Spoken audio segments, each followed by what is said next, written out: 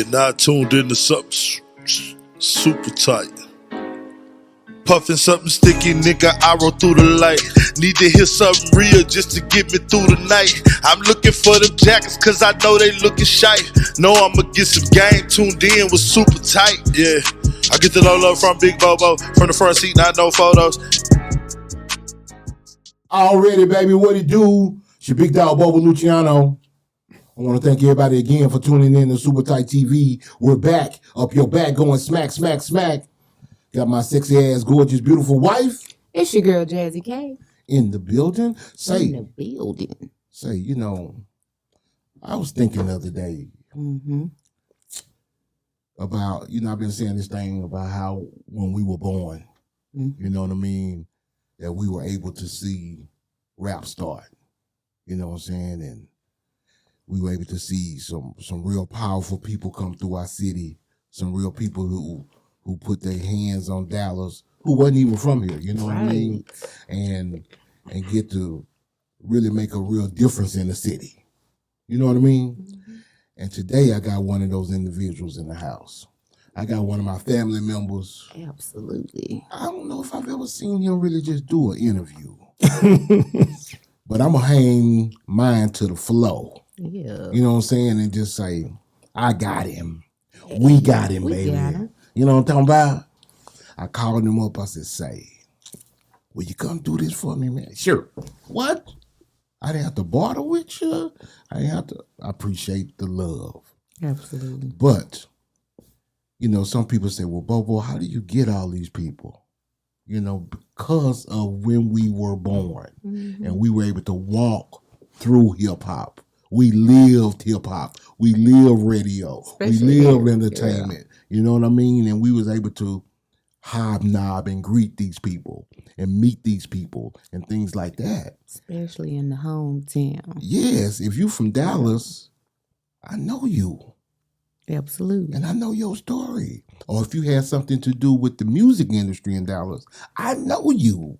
And I know your story. That's where we got them. That's why we got them. Even you don't know the whole story. I don't. That's why we got them. That's why we got them, though. That's why we got the platform, so we could be educated as well. Absolutely. With this next guest, I'm going to say a couple things, because I like it to be a surprise. Jamie's Rhythms. Y'all remember Jamie's Rhythms? Jamie's Rhythms is all I'm going to say. Over there by the VIP. With the plush tuck and roll couches. You know, the DJ booth was right to the right of that. Oh man, what a club. What a club in Arlington. Then I can say GG's on Friday nights. Oh man. Man. There it is right there. Bobo's Corner. Oh, I can say this is one of the men. We're gonna talk about all this. Yeah. We're gonna talk about all this. This man has something to do with my record. You know what I'm talking about? He was a part of my record. Then I can say 97.9, The Beat. Big Bink is in the house. Hold up. Stand up. Man, hold up. Man, how you doing, brother? What's up, big bro? How you feeling, man? Man, blessed. Hey, blessed. And first of all, just let me say, not cause we family there. Just let me say I'm impressed, man. Like, Thank you know, I got my own podcast, but I've done podcasts all across the country, man. And how you make this room light up and come to life. Oh, you got to see the magic. You know what I'm saying? I saw it as it was preparing. Yeah. I seen it brewing, and now I'm seeing it working. And watching the podcast, you know, just as a fan. Yeah. And seeing how the room look is different when you in here. And I'm like, man, this is crazy, man. So y'all doing a hell of a job, man. Thank you so much. Appreciate that. And I want to thank you and that's an honor coming from yes. you. Oh yeah, no. That makes us want to keep striving. Absolutely. You know what I'm saying? If it's impressing you and people like you, that really makes me feel like, well, maybe we own to something. We got to keep pushing. You got to keep pushing. Yeah. And without my man Kenny and Karis, you know, That's it. It's just us four. 18. Yeah. This is the 18 right here. Yeah, them boys set the stuff up and checking stuff, and Oh yeah, I mean, I can see that it's a big deal, you know, because we take it serious. Yeah, very serious, and I'm impressed, man. I'm like, wow. Thank you, bro. I'm like, And this boy Bobo. they take it just as serious as we do. So that's It's hard to that's a find blessing. people It like is. that. It's Yes. very hard to find people Yes. like that. Yes. I had to go out of the United States Yeah. I really Karis did. is from the I KC. He's had from the United States. to go outside the United States. Hey, man, sometimes you got to do it, man. You got to do what you got to do. Yes, we did, and then we did bring someone from the United States on board. Yeah. Which Yeah. is Karis. Yeah. But initially, we was outside the United States Hey, only. there it is. You know what I mean? And he got us off the ground, and we running. Not that there aren't any people in the United States. I don't. They out there, but again, They out it's just there. it's hard, man. It's is hard so- finding especially people with with this new your generation. same work right, ethic. right. Bro, Yeah. I mean, trying to match the passion, like, I mean, you know, we up there in age, but our passion ain't where it's, our passion is probably up there Yes. as well. yes. But we know what it takes to get to that next level. Yes, And sir. this next Yes, sir. generation, like you was mentioning, Bobo, it's just you know, they expect stuff to happen with less work, you know, Exactly.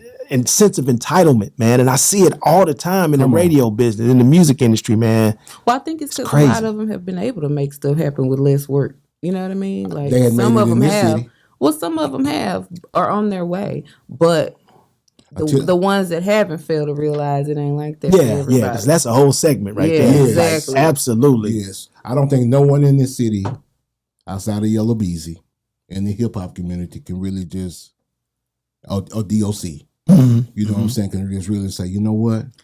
I say hip hop. It was back in the day. Like I said, DOC and she didn't put out no records. DOC and who did I say? Yellow Beezy. He said Beezy, yeah. Yellow Beezy. That's it.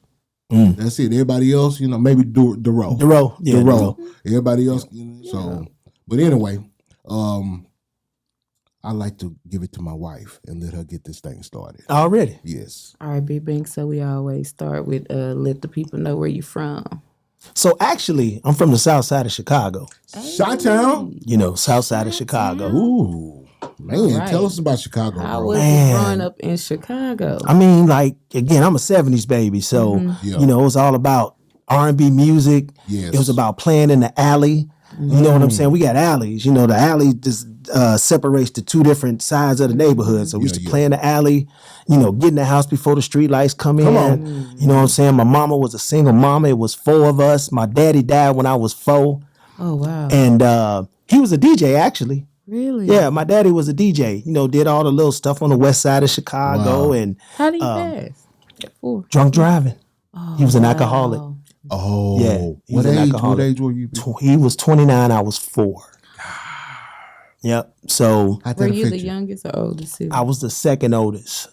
So it affected me later in life, not before, because I really didn't know what was going on. Okay. You know, I got about maybe like 4 memories of me and my dad, maybe about 4, just maybe. Right. Yeah. And I don't know how tall he was. I don't know what he sounded like. I don't, you know, wasn't no shoes laying around of his. Like, my mama did a good job of being daddy and mama, but not really saying, hey, your dad died, this what happened. But I tell you what, though, she did a hell of a job about, you know, talking about drinking and smoking, because we had a lot of that in my family. Okay. You know what I'm saying? So that's one of the reasons why I don't smoke or drink, because my mama painted this picture. And I saw what happened, you know, to her side of the family as well as my dad's side of the family. So it was a long lasting thing. But growing up at the crib, you know, with people from Chicago, they say the crib, but growing up at home and, you know, close knit community, like Miss Gray whooped you, Nancy whooped you, One of them kind of neighborhoods. Big Ollie whooped you, Yeah. Eddie whooped you, and then they told your mom, then your mama whooped you. Yeah, that's I You know what I'm saying? Respect, you know, yes, sir, yes, ma'am. Yes. You know, all those type of things that was instilled in me that I try to instill in the kids that I mentor and my son. And it was a good time. You know what I'm saying? Little things meant a lot because I ain't have a lot. Yes. We wasn't rich, but we wasn't poor, but we damn sure wasn't rich. Exactly. Right. And so the little stuff that I had, I thought was everything. When everybody from the crib, As neighborhood, you should though. they had Nikes and Pumas, and I had volleys from a store called Venture. You know, it was like, you know, low version of, I don't know. I can't even remember. I used to wear cheetahs too. Well, there you and go. I used to be excited to get them. Yeah.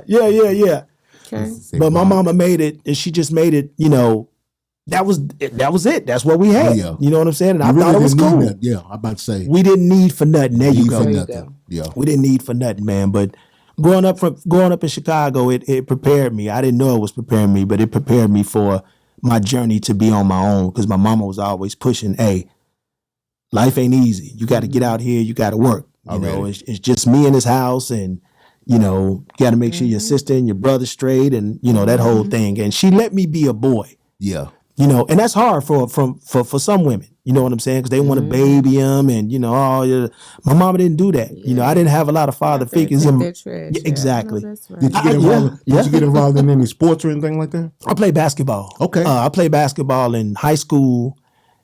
I